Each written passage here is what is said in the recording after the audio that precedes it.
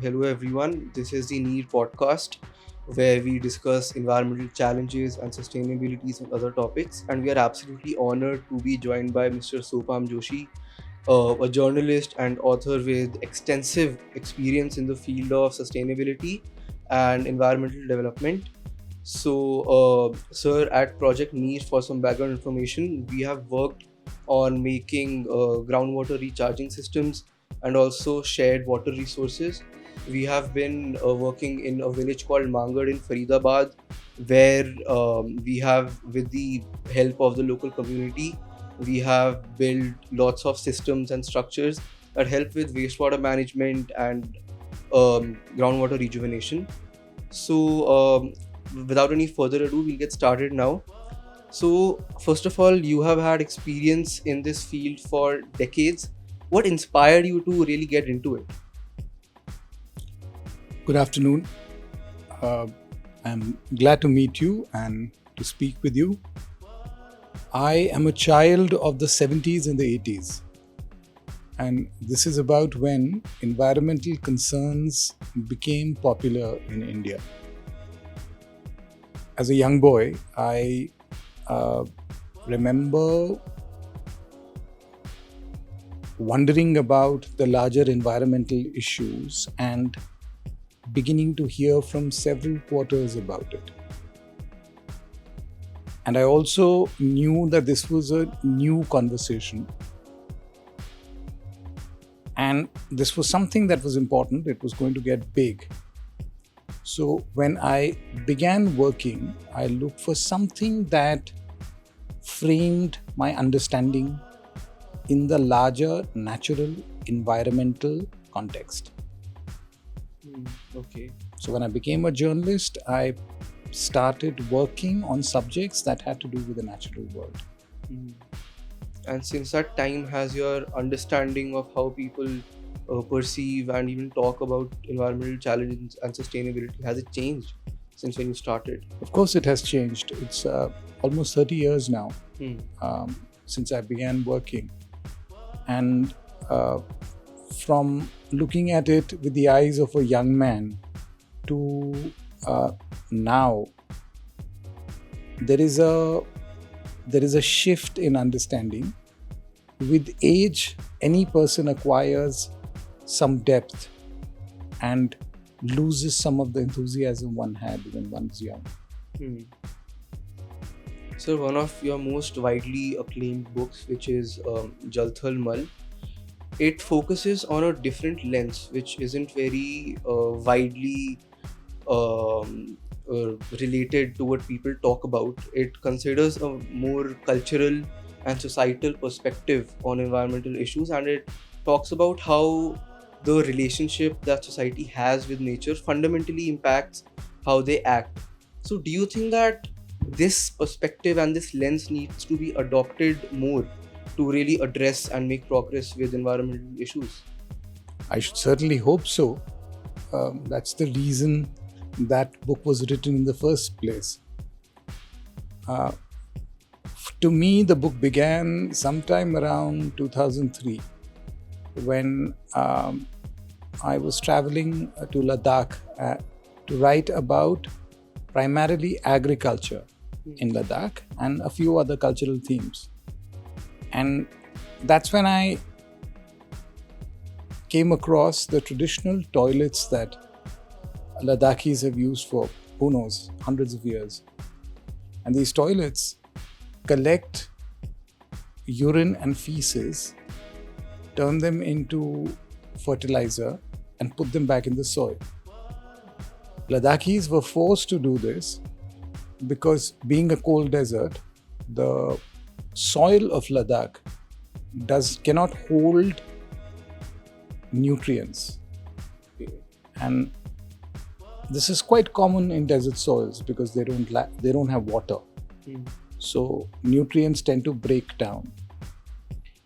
So they had figured out a way to add their own feces to the soil, and I had this moment of cognition, so to say, when I used this toilet for the first time, and I realized that here was common sense that is so uncommon, because we live in cities and villages where we have adequate water. We've forgotten the basic lessons of the natural environment that people living in extreme ecologies cannot afford to forget. And you think that these need to be adopted more? So that's how that book started for me. And because I was working in a magazine focused on science and environment, I was familiar with many themes of agriculture, of water pollution, the problem of fertilizer overuse. And yet I realized that while all of us spoke of these very complex solutions, the simple things never got discussed. I realize they don't get discussed because we live in a world that is focused on convenience. Okay. So when it comes to facing the most serious challenges we face today, we have to learn from people who have chosen to live in inconvenience. Because living in inconvenience means that you cannot devalue the natural environment, that you have to take seriously the basic elements of what runs your life. In a city, we don't need to think of food and water because these are literally looted from the countryside and brought to us. But those who live in villages, near forests, cannot afford to think like that.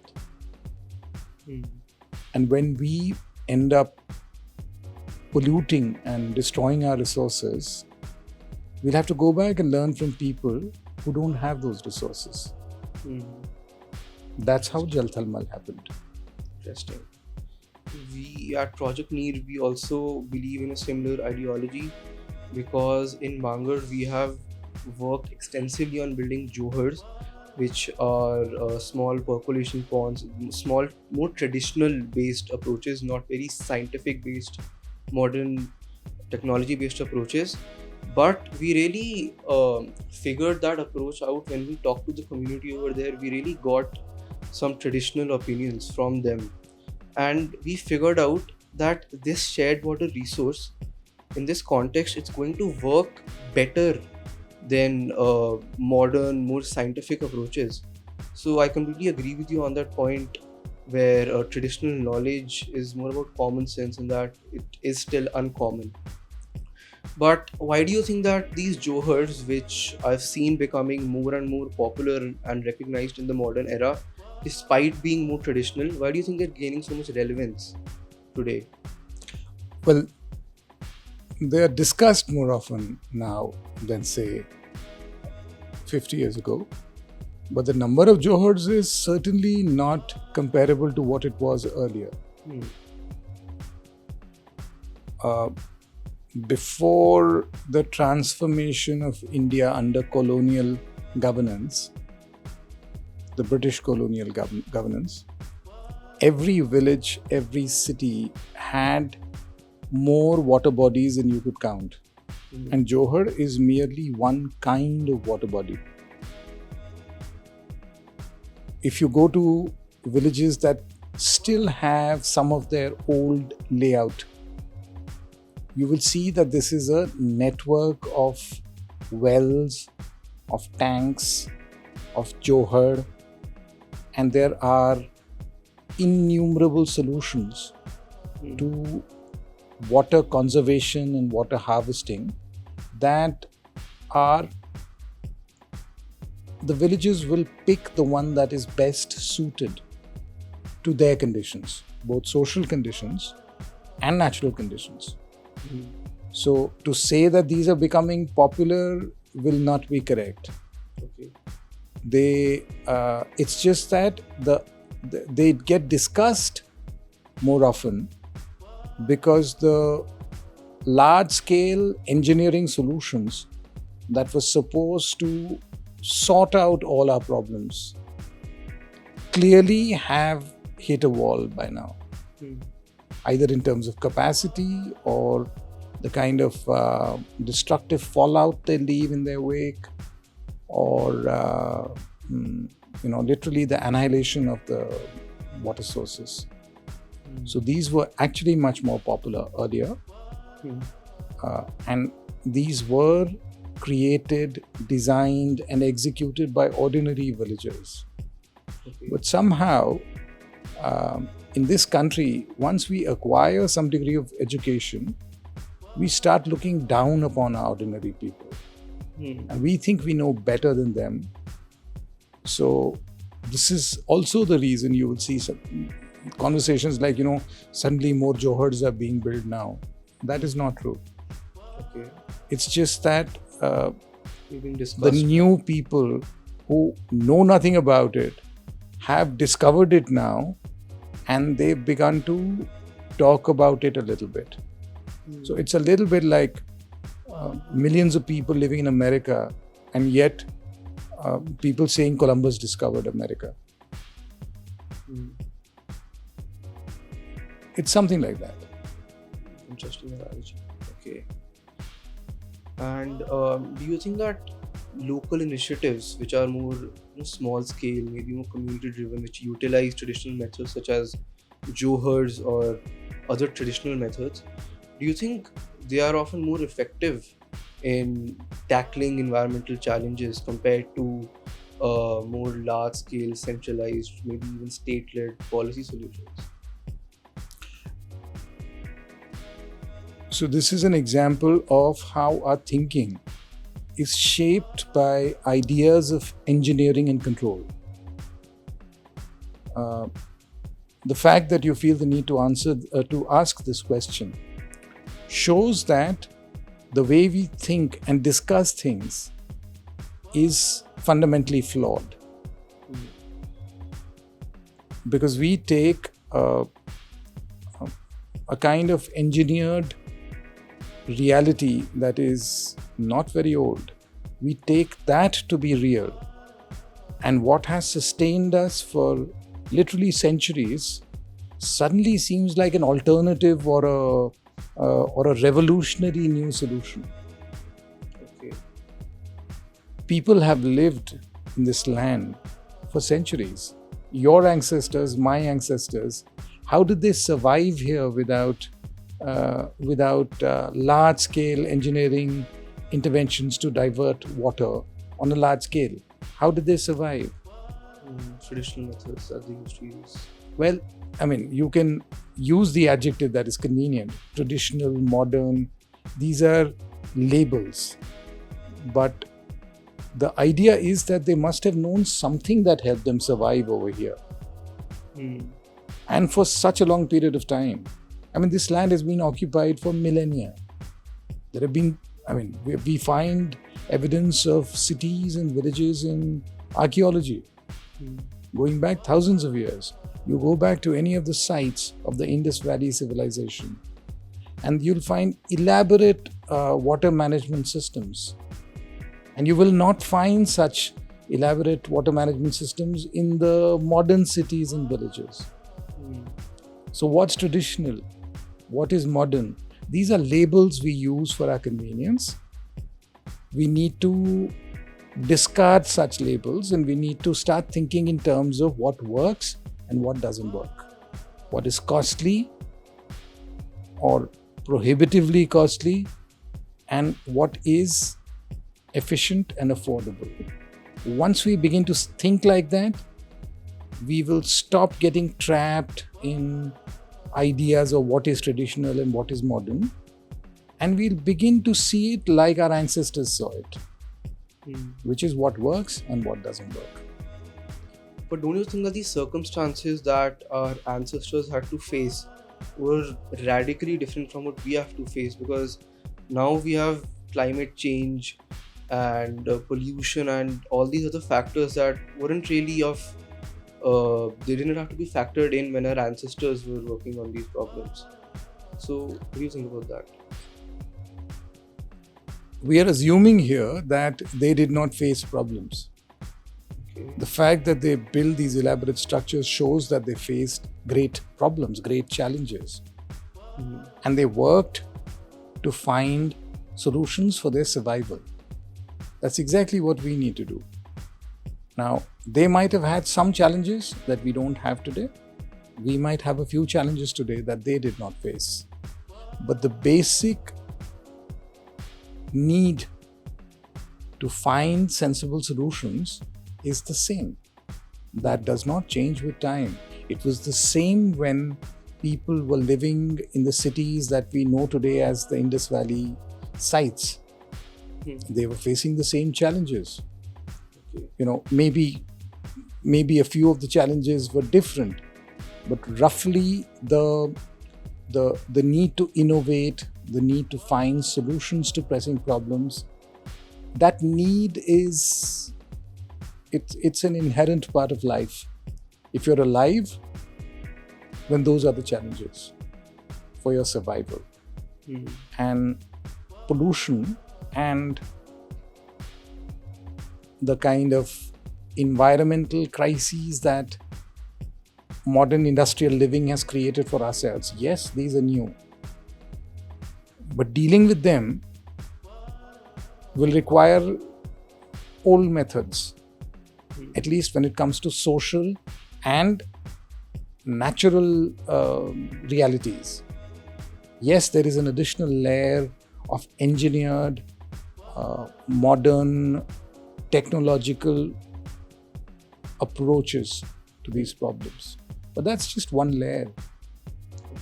We are looking at an elaborate meal, and that's one small part of it. So local communities, then, in essence, from what I can understand, their knowledge, their traditional knowledge and methods and the stuff that they used to use, that should be adopted into modern policy and modern decision making. Because for us, at least for Neer, that is a very big part of how it started even. Because when we started Project Neer, we went up to the people, the villagers in Mangar. We asked them, what problems are you facing and how do you think we can solve them? How do you think we can help you solve them? Because they experienced the problem daily and they knew about it better than we did, far better than we did.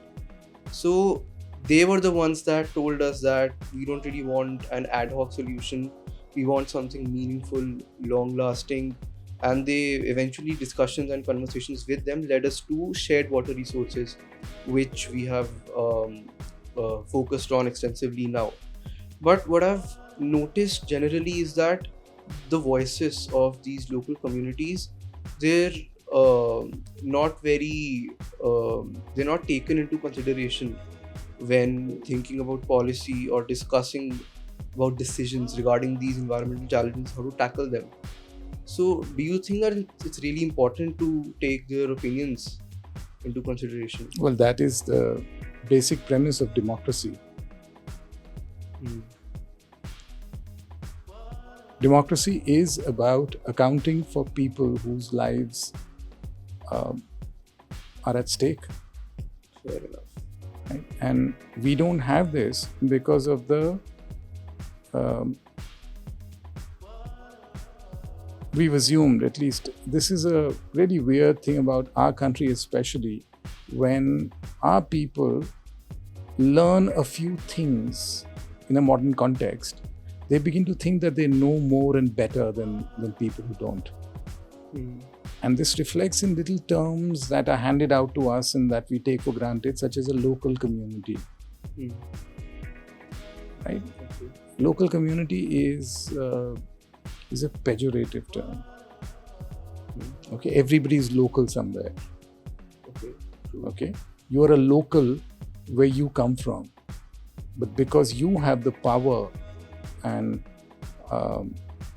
voice to talk about it, you will decide who is local and who is regional and who is international. And how this works is somebody in Mangar is local as compared to somebody living in Delhi. And somebody living in Delhi is local as compared to somebody living in New York. And that tells you the nature of our of our knowledge politics. This is the politics of knowledge. When you go to Mangar and you begin to ask them questions, now just imagine a young man from Mangar comes to your locality in Delhi or Noida and begins to ask questions about how you manage water, how you manage agriculture. And when you say that you don't do any agriculture, that person might ask you, that, where do you get your food? And you will not have an answer. And you will come across as somebody who's absolutely ignorant about his basic realities. And then that person will talk about this local person he met at this urban locality who's absolutely clueless. You can't make that assumption that they're local and we're not. So the point about working with other people is not merely about making structures that are either traditional or modern. It is about learning to see from their eyes. Okay. Understanding the perspective. And when you begin to see from their eyes, you'll realize that your life is a little bit richer. Okay. That your understanding is a little bigger than what it was earlier.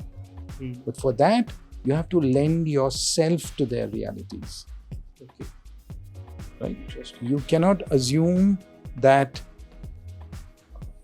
you are going there to solve their problems.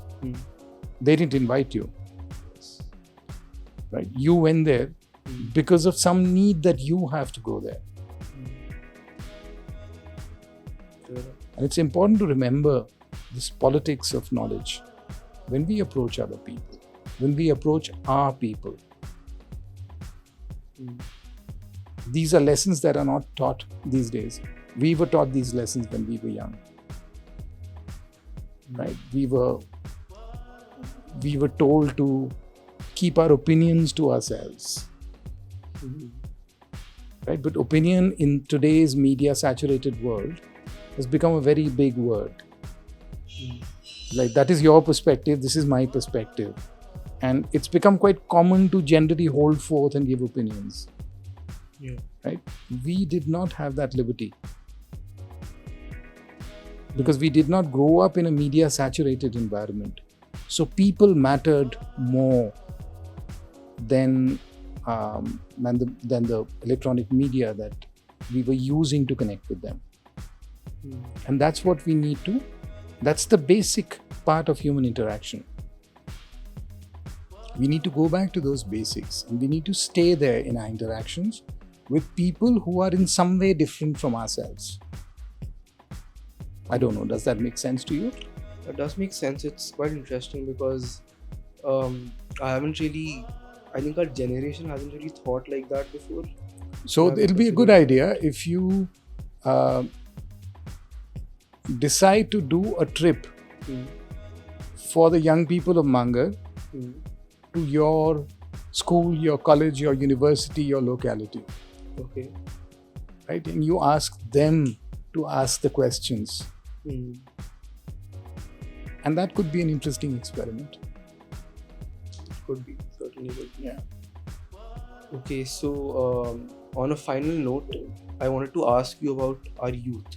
Because what I see is that our youth is concerned about environmental challenges, but they can't quite move beyond awareness campaigns or symbolic action as such. They can't make meaningful change despite wanting to. What advice would you really give them? I am usually a little reluctant to dish out advice and suggestions to other people because what we can absorb depends on our context. Fair enough. We learn and understand things subjectively at a very personal level. So these cookie cutter solutions don't work for everybody. What I would nevertheless suggest is that we have to take more of an interest in that which is unlike ourselves. Okay. there is no difference between young people today from young people earlier. Human beings are human beings. Okay. Right? Young people today have the same hopes and fears, similar hopes and fears that young people had earlier. Perhaps we did not have the fear of environmental destruction as much as you do today. But otherwise, young people are young people. Okay. Right? So the first part is to trust yourself. Trust your hard work. Then to take more of an interest in those who are different from you, who use a slightly different language. Because you're growing up in a time when technology is homogenizing our interaction with the world. We tend to meet only people who speak the same language that we do. We tend to meet people who are from the same social and economic background that we come from. We tend to mix with people who are very similar to us. And the idea is to take an interest from people who are not in people who are different from us. And be open about it. And when it comes to this, young people can do this much more than older people. Why so? Because young people have a greater capacity for adventure. Young people have a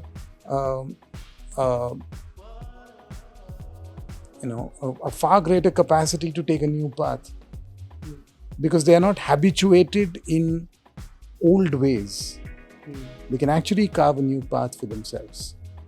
But whether or not they can do that depends on their ability to face inconvenient realities and to be not locked by the allure of convenience.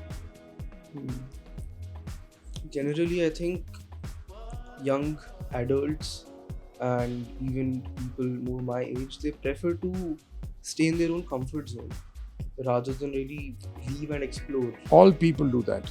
I mean, it's human nature. It's part of our emotional inertia. But we do need to get out of that comfort zone, is what you're saying. So it's about doing, taking the scenic route. Fair enough. That is more difficult, rather than the shortcut that gets you there. You're also growing up at a time where, because of the kind of economic industrial realities, there is the levels of anxiety I see in today's young people are much higher than what we faced. Because we weren't so scared about what we were going to do with our careers. It really wasn't that big a matter for us. Because we used to think, we'll figure something out. We'll cross that bridge when we get there. But I realized that because of the entrance exams and coaching systems and the anxiety level of young people is through the roof. And that kind of anxiety makes you insecure. And insecure people cannot interact with other people. They can't get out of themselves. They are tied down within themselves. Okay. So, the most important thing for Indian young people that I will suggest is find ways to become more secure. And security does not come from money. Essentially. Those are shortcuts. Security does not essentially come from the number of people you know and the kind of clout you enjoy. It doesn't come from the clothes you wear or how you look. For human beings, security comes from relationships. And from the kind of relationships you have. With your neighbors, with your peers, with your teachers, with people you randomly meet. The more emotionally secure you are, the more adventure you can find. The more you can get out of yourself and learn to see from somebody else's eye. You have come to my house to do this podcast, there is a certain hegemony that works here. You are the seeker, I am the provider. But that is not the complete reality. Okay. This could very easily get inverted. And I do not know, I cannot say for sure that I'm not sitting with a young person who in 5 years' time, 10 years' time will change the way I see the world. In 10 years' time, I might need to come to you as the seeker of answers that you have managed to find because you have, greater elasticity to find a new path because you're a young man. Interesting. Right? And when I do that, I can see a part of my youth in you. And when we have a good conversation, you can find a small part of the experience that you seek in me. And in doing so, both you and I get out of our limitations and acquire the ability to collaborate in more beautiful, more emotionally gratifying ways. Thank you so much. This has been a really insightful conversation. I definitely took away lots of different meaningful things from this conversation. And for our listeners, thank you for tuning in. Thank you for coming here, and I really enjoyed meeting you. Same here. My best wishes to you and your peers. Same. Thank you, Mr. Joshi. Thank you so much. Thank you.